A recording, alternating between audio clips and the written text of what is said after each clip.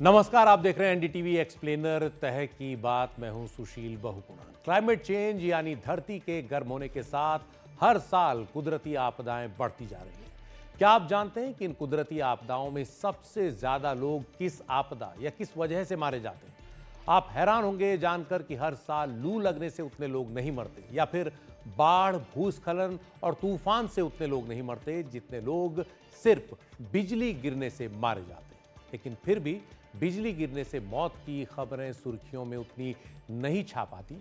लेकिन आज हम बात करेंगे कि बिजली गिरने की इन घटनाओं की जो दुनिया में किसी भी कुदरती आपदा से ज़्यादा लोगों की जान लेती है, वो क्यों सुर्खियों में नहीं आती, हमारे लिए कितनी खतरनाक है, कैसे उससे बचा जाए, तमाम मुद्दे हैं। लेकिन सबसे पहले ताज़ा खबर इसी से जुड़ी। पिछले 2 दिनों में उत्तर भारत के एक बड़े इलाके में मौसम ने अचानक अंगड़ाई ली है। तेज़ गर्मी से जूझ रहे इलाकों में बादल घिराए, कई जगह तेज़ हवाएं और आंधियां चली, बारिश हुई, ओले गिरे और साथ ही बिजली भी। दिल्ली और एनसीआर में भी आज तेज़ आंधी के साथ बूंदाबांदी हुई, बिजली चमकी। अचानक हुए इस मौसमी बदलाव से उत्तर भारत में कई जगह खेतों में खड़ी गेहूं की फसल भीग गई, तो कई जगह जान माल का नुकसान हुआ। सबसे ज्यादा नुकसान बिहार में हुआ, जहां कम से कम 61 लोगों की मौत हुई। इनमें से 39 लोगों की मौत ओला गिरने और बारिश से जुड़ी अन्य घटनाओं से हुई और 22 लोगों की मौत बिजली गिरने से। बिहार के आपदा प्रबंधन विभाग के मुताबिक मौसम की मार से सबसे ज्यादा 23 लोगों की मौत बिहार के नालंदा जिले में हुई।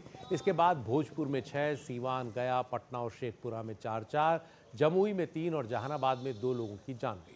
बिजली गिरने से कई घरों और इमारतों को भी नुकसान पहुंचा। बिहार के मुख्यमंत्री ने हताहतों के प्रति संवेदना जताते हुए मृतकों के परिजनों के लिए 4-4 लाख रुपए मुआवजा राशि का ऐलान किया। उत्तर प्रदेश में भी आंधी तूफान और बिजली गिरने से जुड़ी घटनाओं में कम से कम 22 लोगों के मारे जाने की खबर है। नेपाल में भी बारिश और बिजली गिरने से कई लोग मारे गए।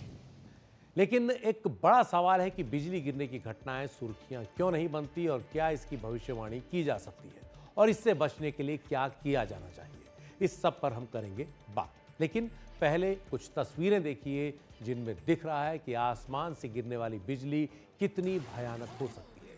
बिजली गिरने से कई बार पेड़ों पर आग लग जाती है, वो गिर जाते हैं। कई बार बड़ी ऊंची इमारतों को भारी नुकसान हो जाता है और लोगों के बिजली गिरने से झुलसने और मारे जाने की खबरें आती रहती हैं। बिजली गिरने की इसी प्रकृति के कारण इसे वज्रपात भी कहा जाता है, लाइटनिंग। और अक्सर मुहावरों में किसी पर अचानक बड़ी विपदा आने को बिजली गिरना कह दिया जाता है, यानी जिससे बचने का समय ही नहीं मिला, और ये बहुत भयानक हो सकती है।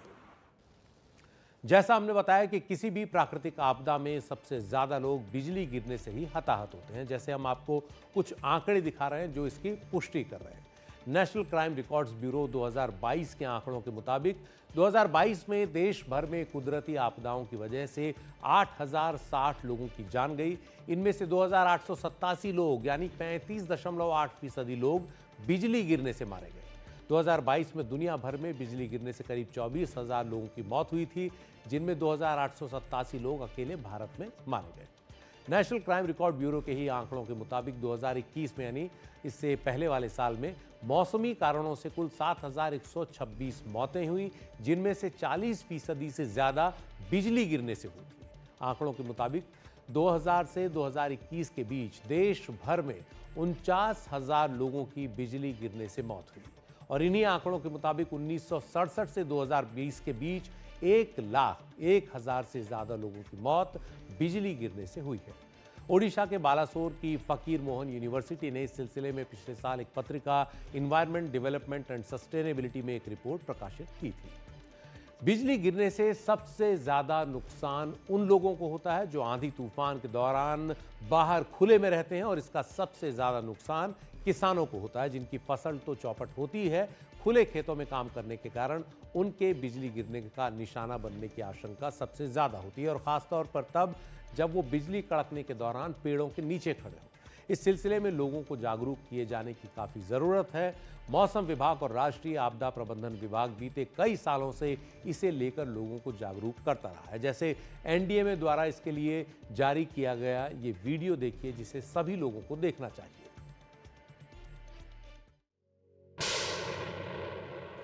फंस गए खेत में ऐसे मौसम में, आसमान में बादल देखो लगे गरजने, ए बच्चा पार्टी ई का गुरु बने गा रहे हो?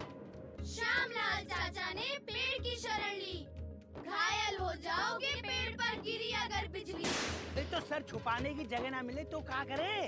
सर छिपाने के लिए मजबूत जगह ढूंढो। कुछ ना अगर दिखे तो बन जाओ गुरु, बन जाओ गुरु। जब भी बादल की गरज सुनाई दे और आसपास कोई मजबूत छत वाली जगह न दिखाई दे तो तुरंत कान पर हाथ रखकर और एड़ियों को जोड़कर बैठ जाएं और ध्यान रखें एड़ियां जुड़ी हुई हों। बिजली का खतरा ऊंचे पेड़, बिजली के खंभों, तारों और पानी में ज्यादा होता है, इसलिए इन सब से दूर रहें। और इस तरह के जो वीडियोस हैं समय समय पर लोगों तक पहुंचाना काफ़ी ज़रूरी है ताकि लोगों को समझ में आए कि आंधी तूफान में बिजली गिरने से खुद को बचाने के लिए क्या किया जाना चाहिए। कई लोग मानते हैं पेड़ के नीचे खड़ा हो जाना चाहिए, जबकि वो सबसे खतरनाक हो सकता है। वैसे बिजली गिरने का असर ऊंची इमारतों पर ज़्यादा होता है। हालांकि इन दिनों बनने वाली इमारतों में बिजली गिरने से बचने के लिए लाइटनिंग रॉड्स लगी होती हैं, लेकिन कई पुरानी इमारतों में ऐसा नहीं होता। दुनिया में कई ऐतिहासिक इमारतों को भी बिजली गिरने से नुकसान होने के सैकड़ों रिकॉर्ड हैं। जैसे दिल्ली की एक पहचान कुतुब मीनार को लें, जिसे 1193 ईस्वी में कुतुबुद्दीन ऐबक ने बनवाना शुरू किया और 1220 में इल्तुतमिश ने पूरा कराया। भारतीय पुरातत्व विभाग ने अपनी world heritage series travel guide में जिक्र किया है कि 1368 ईस्वी में कुतुब मीनार पर बिजली गिरी थी, जिससे उसकी सबसे ऊपर की मंजिल को काफ़ी नुकसान पहुंचा था। बाद में सुल्तान फिरोज शाह तुगलक ने इसकी मरम्मत करवाई और 2 मंजिलें बनवाई। तब लाल बलुआ पत्थर की इस इमारत पर सफ़ेद मार्बल का इस्तेमाल किया गया, इसीलिए कुतुब मीनार की ऊपर की 2 मंजिलें नीचे की बाकी मंजिलों से अलग दिखती हैं, सफ़ेद दिखती हैं। 1670 में हैदराबाद की पहचान चार मीनार को भी बिजली गिरने से नुकसान हुआ था, जिसकी बाद में मरम्मत करा दी गई। दुनिया भर में कई और ऐतिहासिक इमारतों को बिजली गिरने से नुकसान होने की खबरें आती रहती हैं। जैसे पिछले ही साल 3 सितंबर को रोम के मशहूर आर्च ऑफ कॉन्स्टेंटाइन पर बिजली गिरी और उसकी संगमरमर की सतह टूटकर अलग हो गई। 1700 साल पुरानी ये आर्च रोम की मशहूर ऐतिहासिक इमारत कोलोसियम के बगल में है। ऐसी तमाम इमारतें दुनिया भर में हैं जो ऊंची होने के कारण बिजली गिरने का ज्यादा शिकार बनी। पुरानी ऐतिहासिक और ऊंची इमारतों पर बिजली गिरने से क्यों इतना नुकसान होता है, इससे जानने से पहले ये समझते हैं कि बिजली कड़कती क्यों है, और इसके लिए हम आपको एक ग्राफिक्स दिखाएंगे। आसमान में जो तस्वीरें हैं आपने देखी होगी, हर किसी ने देखी होंगी, जो कभी रोमांचित भी करती हैं, कभी बहुत डरा भी देती हैं। बरसात के मौसम में तो ख़ास तौर पर हर रोज़ इस तरह बिजली कड़कने और बादलों की गड़गड़ाहट हम सब महसूस करते हैं। कड़कती बिजली से आंखें चौंधिया जाती हैं और उसके पल भर बाद एक तेज़ आवाज़ कानों में गूंजती है और कई बार ये आवाज़ दहशत भी पैदा कर देती है।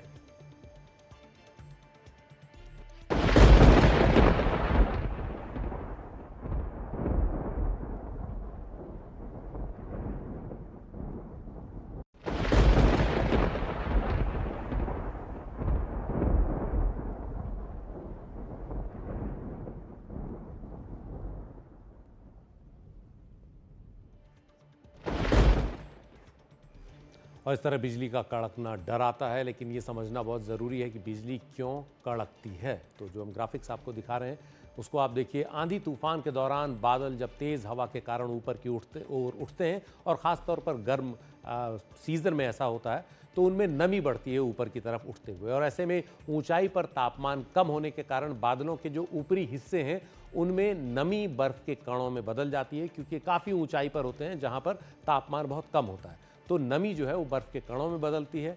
बादलों के बीच के हिस्सों में बर्फ़ के छोटे कण और छोटे ओलों का मिश्रण हवा में तैरता रहता है, और निचले हिस्सों में बारिश की बूंदें और पिघलते छोटे ओले तेज़ हवा में तैरते रहते हैं, और हवा इनको एक तरह से इनके बीच में घर्षण पैदा करती रहती है। नीचे से गर्म हवा ऊपर को उठती है और इस घर्षण के कारण इन नम कणों में इलेक्ट्रिक चार्ज आ जाता है, यानी वो आवेशित हो जाते हैं। बादलों में ऊपर की ओर बर्फ़ के जो हल्के कण हैं उनमें पॉजिटिव चार्ज आता है, जो आप लाल रंग से यहाँ देख रहे हैं, और बादलों में नीचे की ओर जो नमी है, बारिश की बूंदें हैं, उसके आसपास नेगेटिव चार्ज आ जाता है। बादलों में नीचे की ओर नेगेटिव चार्ज बनने के कारण वो नीचे ज़मीन की ओर पॉजिटिव चार्ज के उत्पन्न होने को प्रेरित करते हैं, और इसकी वजह से बादल और ज़मीन के बीच एक पोटेंशियल डिफरेंस यानी वोल्टेज पैदा होती है। ये वोल्टेज जब एक तय सीमा क्रिटिकल लिमिट से को क्रॉस करती है, उस तक पहुंचती है, तो बादल के निचले हिस्से और ज़मीन के बीच की हवा से होकर अचानक बिजली का तेज़ी से प्रवाह हो जाता है, जिसे हम बिजली कड़कने की तरह देखते हैं। और यही अपोजिट चार्ज बादलों के बीच में भी बिजली कड़कने की वजह बनता है, जब पॉजिटिव नेगेटिव जो है वो आपस में उनके बीच में पोटेंशियल डिफरेंस बहुत ज़्यादा बढ़ जाता है, या अलग अलग बादलों के बीच में भी। तो बिजली कड़कती जब है तो उसके आसपास की जो हवा है वो 25 से 30 हज़ार डिग्री सेल्सियस तक गर्म हो जाती है। ऊंची इमारतों या ऊंचे पेड़ों के ऊपर भी पॉजिटिव चार्ज बनने के कारण बिजली के पहले उन पर गिरने की आशंका रहती है, और इसलिए बड़े जो इमारतें हैं उनके बाहर नहीं खड़ा होना चाहिए या पेड़ों के नीचे नहीं खड़ा होना चाहिए। और पेड़ों पर आग भी लग सकती है, इमारतों में टूट फूट भी हो सकती है। बिजली अगर एक खुले खेत में हो तो वहाँ भी गिर सकती है, और ऐसी खुली जगह पर अगर कोई इंसान खड़ा हो तो वो भी बिजली का शिकार बन सकता है, झुलस कर जान गंवा सकता है। अगर कोई बच भी जाता है तो उसे काफ़ी शारीरिक नुकसान की आशंका रहती है। बिजली गिरने से इतनी ज़्यादा इलेक्ट्रिक एनर्जी पास होती है कि शरीर को बहुत बुरी तरह वो नुकसान पहुंचा सकती है, अपाहिज तक कर सकती है, कई तरह की दिक्कतें पैदा कर सकती है। लेकिन इस आसमानी बिजली से बचने के तरीके भी हैं, जैसे इमारतों को बिजली गिरने से बचाने के लिए उनमें लाइटनिंग प्रोटेक्शन सिस्टम लगाया जाना चाहिए, तड़ित सुरक्षा प्रणाली जिसे बोल सकते हैं। इसके लिए इमारत में सबसे ऊपर लाइटनिंग रॉड्स का इस्तेमाल करना चाहिए, जो बिजली जब गिरती है तो उसको कैच करें और फिर सीधे उसे ज़मीन में पहुंचा दें किसी डाउन कंडक्टर के ज़रिए, और अर्थिंग उसकी प्रॉपर ज़मीन में होनी चाहिए। तो आजकल जो इमारतें बन रही है उनमें इसका इस्तेमाल होता है, जिनमें ये नहीं होता है वहाँ आप देख सकते हैं दूसरी तस्वीर से नुकसान हो सकता है। कई जगह लापरवाही बरती जाती है, ख़ासतौर पर लोग जो अपने मकान बनवाते हैं इस बात का ध्यान नहीं रखते। भारत में जो शहरी इलाके हैं वहाँ लाइटनिंग प्रोटेक्शन सिस्टम जो है उनका कवरेज महज 2% है, और ग्रामीण इलाकों में तो ये 0 ही है। कई ऐतिहासिक इमारतों में लाइटनिंग प्रोटेक्शन सिस्टम नहीं लगाए गए, इसलिए उनमें बिजली गिरने से नुकसान होता है, और जहां लगाए गए वो बची रहे। बिजली लोगों पर भी गिर सकती है और मौत का कारण बन सकती है, और इससे बचने के लिए ज़रूरी है कि आंधी तूफान के दौरान बाहर खुले मैदानों या खेतों में न निकलें, किसी ऊंची जगह पर खड़े न हों, किसी ऊंची चीज़ जैसे पेड़ या किसी ऐसी चीज़ के नीचे खड़े ना हो जिससे होकर बिजली प्रवाहित हो सकती है ज़मीन के अंदर तक। घर के अंदर रहें, खिड़की दरवाज़ों से दूर रहें, बाहर हैं तो कार के अंदर बैठे रहें, पानी में न तैरें, पतंग न उड़ाएं, मशीनरी के इस्तेमाल से बचें, खासतौर पर बाहर के इलाके में, घरों से बाहर।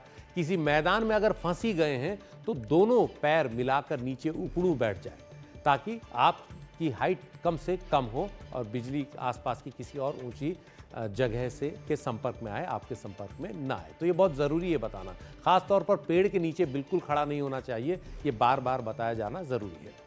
मौसम पर काम करने वाले कई सरकारी संस्थानों और मौसम विभाग के साथ काम करने वाली संस्था climate resilient observing systems promotion council, इसने बिजली गिरने से होने वाली आपदाओं के प्रति जागरूक करने और इससे होने वाली मौतों को कम से कम करने के लिए लाइटनिंग रिजिलियंट इंडिया कैंपेन भी चलाया था। इस अभियान के मुताबिक 2019-20 से 2020-21 के बीच बिजली गिरने की घटनाएं 34% बढ़ गई, जबकि 2020-21 और 2021-22 के बीच 19.5% घट गई। तो ये क्यों घटी? बिजली गिरने की इन घटनाओं के कम होने की वजह ये बताई गई कि कोविड-19 के दौरान लॉकडाउन लगा था और तब प्रदूषण कम हुआ। हवा में एरोसोल यानी जो कण हैं उनका स्तर कम था और भारतीय उपमहाद्वीप में मौसम कमोबेश स्थिर रहा था। तो कहीं ना कहीं बिजली गिरना जो है उसका मौसम से, आबो हवा से लेना देना है। कई अध्ययन बताते हैं कि प्रदूषण बढ़ने और धरती के गर्म होने से बिजली गिरने की आशंका ज़्यादा बढ़ रही है। अमेरिका की यूनिवर्सिटी ऑफ कैलिफोर्निया द्वारा 2014 में जारी किए गए एक अध्ययन के मुताबिक दुनिया में हवा के औसत तापमान में प्रति 1 डिग्री की बढ़ोतरी से बिजली गिरने की घटनाओं में 12% का इजाफा हो सकता है। एक और अध्ययन भारतीय वैज्ञानिकों ने किया। Indian institute of tropical meteorology, Ambedkar university और इंडियन इंस्टीट्यूट ऑफ जियोमैग्नेटिज्म, इन्होंने जुलाई 2022 में एक अध्ययन प्रकाशित किया। इसके मुताबिक हवा में एरोसोल्स यानी वो कण जिनको हम बोलते हैं और कार्बन डाइऑक्साइड, इसके घनत्व के बढ़ने का सीधा सीधा रिश्ता बिजली कड़कने की तीव्रता से है। रिपोर्ट के मुताबिक भारत और दुनिया में बिजली गिरने की घटनाओं के बढ़ने का सीधा ताल्लुक आंधी तूफानों की तीव्रता और उनकी बारंबारता, उनकी आवृत्ति यानी फ्रीक्वेंसी के बढ़ने से है। आंधी तूफानों का सीधा संबंध हवा का तापमान बढ़ने और वातावरण में नमी की मौजूदगी से है और इसी से तूफान भी बनते हैं। ग्रीन हाउस गैसों का उत्सर्जन बढ़ने से हवा का तापमान बढ़ रहा है और नमी का स्तर भी बढ़ रहा है, इसलिए तूफान ज्यादा आ रहे हैं और बिजली गिरने की घटनाएं भी ज्यादा हो रही हैं। तो साफ है कि धरती के गर्म होने के साथ साथ बिजली गिरने की जो घटनाएं हैं वो बढ़नी भी निश्चित हैं और क्लाइमेट चेंज हो ही रहा है। 2021 में national disaster management authority NDMA ने आंधी तूफानों और बिजली गिरने की पूर्व चेतावनी जारी करने से जुड़ा एक प्रोटोकॉल तैयार किया था ताकि जान का नुकसान कम से कम किया जा सके। इसके तहत मिनिस्ट्री ऑफ अर्थ साइंसेज ने दामिनी मोबाइल ऐप तैयार किया। इसके अलावा रेन अलार्म मोबाइल ऐप जो है ये भी तैयार किया गया ताकि आम जनता को इसकी सीधे चेतावनियां जारी की जाए। ऐसा किसी मौसमी घटना के 30 से 40 मिनट पहले तक किया जाता है। बिजली गिरने से जुड़ी चेतावनी मौसम, उमंग और मेघदूत नाम के ऐप्स के जरिए 3 घंटे पहले तक ही दे दी जाती हैं, लेकिन इन ऐप्स को लेकर लोगों में जागरूकता अभी बहुत ज़्यादा नहीं है, इसलिए कई बार ऐसी चेतावनियां लोगों तक नहीं पहुंच पाती। इंग्लैंड के मौसम विभाग की वेबसाइट पर हमें बिजली गिरने से जुड़े कुछ दिलचस्प तथ्य मिले। कई तथ्य हैं वैसे, लेकिन कुछ तथ्य हम आपको बताते हैं। जैसे अनुमान के मुताबिक दुनिया में हर रोज बिजली गिरने की औसतन 30 लाख घटनाएं होती हैं, यानी हर सेकंड में 44 घटनाएं। इसका मतलब है कि धरती पर बिजली हर वक्त कहीं ना कहीं कड़क ही रही होती है। बिजली जब गिरती है तो उसकी लंबाई 2 से 3 किलोमीटर हो सकती है, यानी इतनी ऊंचाई से बिजली जमीन पर गिर सकती है। और जो बोल्ट है उसकी चौड़ाई 2 से 3 सेंटीमीटर हो सकती है, लेकिन इस चैनल से होकर जो चार्ज आता है वो हवा के तापमान को 30,000 डिग्री सेल्सियस तक गर्म कर सकता है, जो किसी को भी भस्म करने के लिए काफी है।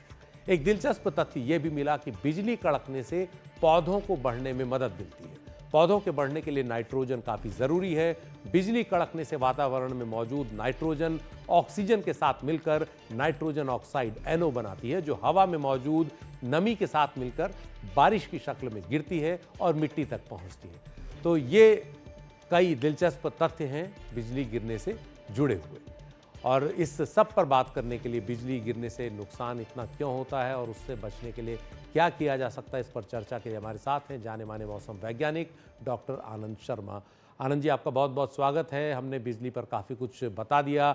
अब आपसे पहला सवाल ये कि बिजली गिरने की घटनाओं का क्लाइमेट चेंज से कितना गहरा नाता है और क्यों? क्योंकि अब कई स्टडीज़ इस तरफ लोगों को बता रही है कि सीधा सीधा असर दोनों के सीधा संबंध दोनों के बीच में है। देखिए, पहले तो ये हम जान लें कि लाइटनिंग या बिजली गिरना एक नेचुरल हैजार्ड है और उसके पीछे मुख्य जो कारण है, पहला कारण है नेचुरल क्लाइमेट वेरिएबिलिटी, जो नेचुरल जो है जल वायु परिवर्तिता जिसे कहते हैं, नेचुरल रीजंस है। दूसरा रीजन है क्लाइमेट चेंज और ग्लोबल वार्मिंग, और तीसरा अर्बन हीट आइलैंड। तो ये मानना है कि जैसे जैसे आपकी ग्लोबल वार्मिंग होगी, नेचुरली क्लाइमेट चेंज पैटर्न भी चेंज करेंगे, और जब एटमॉस्फेयर का टेम्परेचर बढ़ता है तो उसकी वाटर होल्डिंग कैपेसिटी बढ़ जाएगी।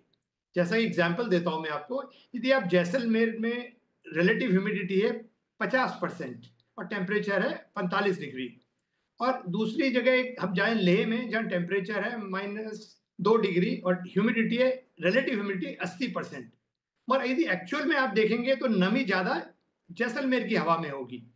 जैसे जैसे आप तापमान बढ़ाएंगे हवा का, उसकी वाटर होल्डिंग कैपेसिटी बढ़ जाती है। तो ठीक वैसे ही जैसे ही ग्लोबल वार्मिंग होगी, धरती के एटमॉस्फेयर का टेम्परेचर बढ़ेगा तो उसकी वाटर होल्डिंग कैपेसिटी बढ़ जाएगी, और नेचुरली वाटर होल्डिंग कैपेसिटी बढ़ेगी तो नेचुरली ज्यादा मॉइस्चर मिल रहा है आपके पास, हीटिंग भी हो रही है, कन्वेक्शन ज्यादा होगा, ज्यादा थंडरस्टॉर्म होंगे, ज्यादा लाइटनिंग के फिनोमेना हो सकते हैं। डॉक्टर आनंद शर्मा, कौन से दिन हैं साल में जब बिजली गिरने की आशंका सबसे ज्यादा हो सकती है, जब लोगों को ज्यादा सावधान रहना चाहिए? देखिए, ये डिपेंड करता है सीजन के ऊपर और लोकेशन के ऊपर। यदि हम बात करें उत्तर पश्चिम भारत की और मध्य भारत की, तो ज्यादा फ्रीक्वेंसी देखा जाए तो आपकी शुरुआत तो हो जाती है प्री मानसून सीजन से, यानी कि हॉट वेदर सीजन मार्च अप्रैल में से शुरू होती है और मानसून सीजन में और बढ़ जाती है। और बात करें नॉर्थ ईस्ट रीजन की जो है आपकी, और खासकर आपके बंगाल, कुछ हिस्सा बिहार का, जहाँ पे काल बैसाखी ज्यादा होती है। काल का मतलब ही डेथ है, तो अभी आपने देखा होगा बिहार में काफी डेथ भी हुई।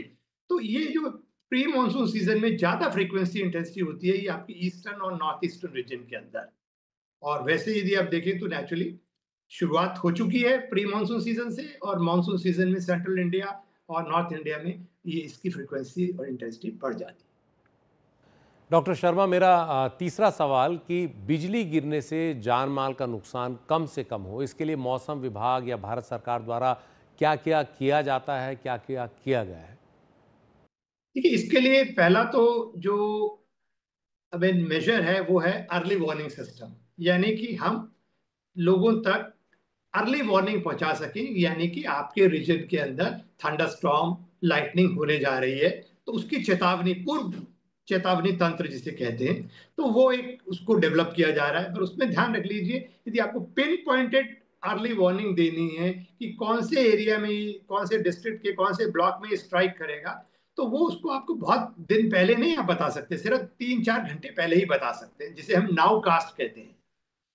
तो अर्ली वार्निंग सिस्टम जो नाउ कास्ट बेस्ड होता है, वो सैटेलाइट डेटा और रडार, रडार का इसमें सबसे अहम रोल है, डॉपलर वेदर रडार का, जो आपके अगले 2-3 घंटे में बता देगा कहाँ पे जो क्यूमुलोनिम्बस जो बादल होते हैं, काले घने बादल, और उनकी वर्टिकली ग्रो करते हैं ऊपर, और उन्हीं के चलते जो है ये थंडरस्टॉर्म और लाइटनिंग होता है। तो ये बादल कहाँ डेवलप हो रहे हैं, तो ये आपको रडार पकड़ लेता है। तो रडार, सैटेलाइट, और इसके साथ साथ हमारा मेसो स्केल मॉडल, मॉडल जो थोड़े से एरिया के लिए काम करते हैं, तो इन सबको कंबाइन करके जो है नाउकास्ट इशू की जाती है, जो कि आपको आईएमडी की वेबसाइट पे उपलब्ध होती है। व्हाट्सएप ग्रुप बना दिए हैं डिफरेंट रीजन्स के, उनको दिया जाता है ये। और रेडियो, अखबार, अखबार तो खैर ज्यादा इंपॉर्टेंट नहीं करेगा, टीवी के माध्यम से ये सारी खबरें, फैक्ट्स, अपने इंस्टाग्राम, फेसबुक, इन सब के माध्यम से ये जानकारी लोगों तक पहुंचाई जा रही है। तो एक तो अर्ली वार्निंग सिस्टम हो गया। उसके साथ साथ आपका एनडीएमए जो है वो भी इसमें साथ जुड़ा हुआ है, और इसमें हम पूरा जो डेटा है, डेटा में क्या है, आप जाएंगे तो देखेंगे कि इसके लिए लाइटनिंग नेटवर्क एस्टैब्लिश किया गया है, फॉस्टनेट को स्टेशन लगाए हैं, फिर सैटेलाइट से हम बहुत सारी लाइटनिंग का डिटेक्शन का डेटा मिल जाता है। तो ये सारे डेटा को यूटिलाइज किया जा रहा है। थर्डली, इसके साथ साथ अवेयरनेस कैंपेन, आपको टारगेटेड कैंपेन की जा रही है, लोगों तक ये जानकारी पहुंचा रही है कि भाई अब ये काल बैसाखी का महीना है, इस महीने में ये जो है इनकी थंडरस्टॉर्म की एक्टिविटी बढ़ती है, खासकर बिहार, वेस्ट बंगाल रीजन में। तो लोगों को ये बताया जा रहा है। दामिनी ऐप है, मौसम विभाग ने ऐप डेवलप किया है, दामिनी ऐप, आप उसको डाउनलोड कर सकते हैं अपने मोबाइल में, और वो आपको चेतावनी देगा कि किस रीजन में ये अर्ली वार्निंग इशू की गई है, जहां पर लाइटनिंग की संभावनाएं ज्यादा है, तो आप उसकी जान से बचा लेते हैं अपने आप को। उसके साथ साथ अभी आईएमडी की वेबसाइट पे जाएं तो वहां पर आपको दिखाई देगा कि सैटेलाइट पिक्चर है, रडार पिक्चर, और साथ में लाइटनिंग, कहाँ लाइटनिंग एकदम किस इंडिया में किस रीजन में इस समय लाइटनिंग हो रही है। ये आपको मैं बता दूं कि इस समय 2000 थंडरस्टॉर्म या लाइटनिंग 2000 जगह पे पूरे वर्ल्ड में हो रही है, हर हर समय होती रहती है। तो वो लाइटनिंग जो ऐप है हमारी इंडिया के किस रीजन के अंदर कहाँ पर इस समय लाइटनिंग हो रही है उसकी जानकारी देता है, 15 मिनट पहले कहाँ हुई और 30 मिनट पहले कहाँ थी, ये सारी जानकारी आपको फ्लैश करती रहती है वहां पे रेड, ब्लू और ग्रीन कलर्स में। तो आप देख सकते हैं जाके, और हम ये चाहते हैं कि लोग उस वेबसाइट पे जाएं, और हम चाहते हैं लोगों को मेघदूत बनाएं कि वो खुद जाएं उस साइट पे, खुद देख सकते हैं अपने आप की कहाँ पर लाइटनिंग हो रही है। और उसके अलावा सबसे बड़ी बात यह है कि कॉमन सेंस, जब भी आप देखेंगे इस तरह के जो थंडरस्टॉर्म और लाइटनिंग होती है, ये आफ्टरनून में होती है, 3, साढ़े 3, 4 बजे इसके आसपास होती है ज्यादातर एक्टिविटी, क्योंकि हीटिंग के इससे रिलेटेड है। हीटिंग चाहिए, मॉइस्चर आना चाहिए कहीं से, हीटिंग हो रही है, मॉइस्चर है, तो हवा ऊपर तो उठेगी, गर्म हवा और नमी वाली हवा, अब ऊपर उठ के क्यूमुलस बादल बनेंगे जो गोभी के फूल की तरह होते हैं, और फिर ज्यादा मॉइस्चर और हीटिंग होगी तो वो क्यूमुलोनिम्बस बादल बन जाते हैं, और जिसमें बहुत सारी नमी होती है, और दिन के समय अंधेरा हो जाता है एकदम। तो वही आपके लिए एक इंडिकेशन बहुत बड़ा है कि दिन में एकदम अंधेरा हो जाए तो दैट मीन्स क्यूमुलोनिम्बस बादल बन गए। अब उसमें चांसेस है थंडरस्टॉर्म और लाइटनिंग के, और चूंकि लाइट की स्पीड ज्यादा होती है साउंड की स्पीड से, तो पहले लाइटनिंग दिखाई देगी, उसके बाद थंडर होगा। तो ये सब चीजें जैसे आप देखें, तो पहली बात, आप सीधा अपने सेफ जगह पे, कोई भी बिल्डिंग आसपास हो उसमें चले जाएं, कार में है तो कार में रहें, ओपन में ना रहें। ज्यादातर लोग जो खेतों में होते हैं या कैटल ग्रेजिंग कर रहे होते हैं या कैंपिंग कर रहे होते हैं, ट्रैकिंग, वो लोग ज्यादा इफेक्ट होते हैं। तो जो बाहर होगा तो नेचुरली उसी को लाइटनिंग। और दूसरा, पेड़ के नीचे, खंबे के नीचे जो टॉल स्ट्रक्चर है उनके पास ना खड़े हों। तो ये चीजें हैं। उसके साथ साथ ये बताया जाता है कि देखिए, आपने ब्रिटिशर्स ने जितनी भी बिल्डिंग्स बनाई थी सब में लाइटनिंग कंडक्टर्स लगाए थे। पता नहीं आजकल की बिल्डिंगों में क्यों लगाना बंद कर दिया। अर्थिंग होना बड़ा जरूरी है। तो लाइटनिंग कंडक्टर से यदि लाइटनिंग होती है तो उससे पास करके अर्थ में चली जाएगी, आप प्रोटेक्ट हो जाओगी। तो ये सारी अवेयरनेस लोगों को बतानी पड़ेगी कि लो लाइंग एरिया में रहना है आपको, पेड़ और खंभों के आसपास नहीं खड़ा होना है। तो ये सारी जानकारी जो है मौसम विभाग आपको उपलब्ध करा रहा है। और यदि आप अवेयरनेस को, हमें हाँ एक जरूर है कि लास्ट माइल कनेक्टिविटी से भी ज्यादा है क्रूशल माइल कनेक्टिविटी, कि किस रीजन में हमें नेचुरली दिखाई दे रहा है हमारे सैटेलाइट पिक्चर से, रडार से, कि कहाँ लाइटनिंग होने जा रही है। तो वहां पे लोगों को इमीडिएटली मतलब कि मैसेज दिए जाए और उनको समय समय पर अवेयरनेस कैंपेन जारी रखें वहां, जिससे उन्हें पता है कि यदि लाइटनिंग होती है तो हमें क्या करना है, कौन सा सुरक्षित स्थान है, कहाँ जाना है। और यदि ये सब चीजें हम करते हैं, और सब ऑर्गेनाइजेशन जिसमें एनडीएमए भी है, कुछ एनजीओ भी जुड़े हुए हैं, मौसम विभाग तो बहुत अपना काम कर ही रहा है, और मीडिया का एक बहुत बड़ा रोल है। तो यदि हम जैसे ही थंडरस्टॉर्म शुरू होता है तो आप स्क्रॉलर्स में चला सकते हैं। सभी टीवी चैनल्स को मैंडेटरी कर दिया जाए कि अपने स्क्रॉलर्स में चलाइए कि आपके रीजन में थंडरस्टॉर्म लाइटनिंग होने जा रही है, और प्रोटेक्टिव मेजर्स लीजिए। यदि आपकी प्रिपरेशन अच्छी है तो आप डेफिनेटली कहते हैं जान माल की रक्षा कर सकते हैं। बहुत बहुत शुक्रिया डॉक्टर आनंद शर्मा। आपसे बातचीत में कई नई बातें जानने को, सीखने को मिलती हैं, खासतौर पर क्लाइमेट चेंज, मौसम से जुड़ी बातें। बहुत बहुत शुक्रिया। एनडीटीवी एक्सप्लेनर में आज इतना ही। नमस्कार।